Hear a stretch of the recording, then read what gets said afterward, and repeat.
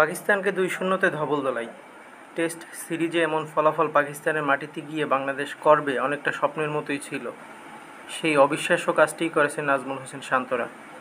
মাঠে খেলেছেন শান্ত নাহিদরা, আর মাঠের বাইরের নেপথ্যে ছিলেন প্রধান কোচ চন্ডিকা হাথুরুসিংহে সিংহে। এমন সাফল্যের পরও আলোচনায় হাথুরুসিংহে সিংহে। জাতীয় দলের কোচ হিসেবে তার থাকা না থাকা নিয়েও উঠেছে প্রশ্ন। পাকিস্তান থেকে দেশে ফিরে পরদিন হাথুরু গিয়েছে অস্ট্রেলিয়া।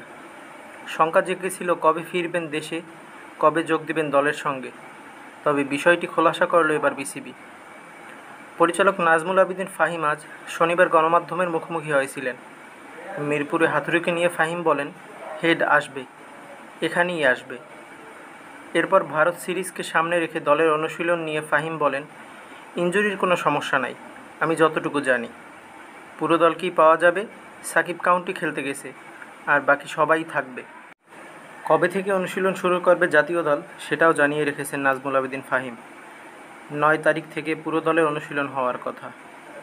ওয়েদারটা কিছুটা বিঘ্নিত সৃষ্টি করতে পারে, তবে চেষ্টা করব এর মধ্যে যাতে ভালোভাবে প্রস্তুতিটা নেওয়া যায়। উল্লেখ্য, ১৯ তারিখ থেকে ভারতের মাটিতে শুরু হবে বাংলাদেশ ও ভারতের ২ টেস্ট ও ৩ টি-২০ সিরিজ। কানপুরে ২৭ সেপ্টেম্বর থেকে ২ দলের খেলার কথা। দ্বিতীয় ও শেষ টেস্ট। ২ টেস্টই শুরু হবে বাংলাদেশ সময় সকাল ১০টায়।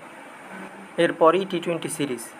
৬ অক্টোবর গোয়ালিয়রে প্রথম টি-২০-র পর দ্বিতীয় ও তৃতীয় টি-২০ অনুষ্ঠিত হবে ৯ ও ১২ অক্টোবর। এই সিরিজের সবগুলো ম্যাচই হবে দিবারাত্রি।